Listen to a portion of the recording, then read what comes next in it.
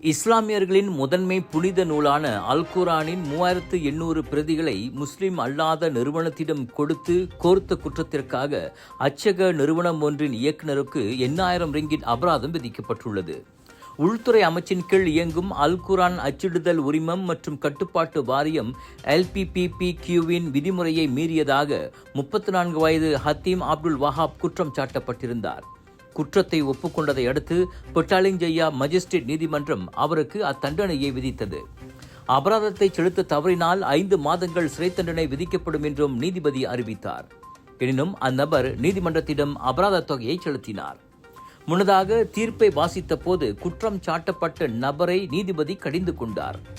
அச்சக தொழில் செய்பவராக இருந்து கொண்டு இதுபோன்ற மத உணர்ச்சி குறித்து அறியாதிருப்பதை ஏற்றுக்கொள்ள முடியாது என மஜிஸ்ட்ரேட் ஃபரா அசூரா சொன்னார்.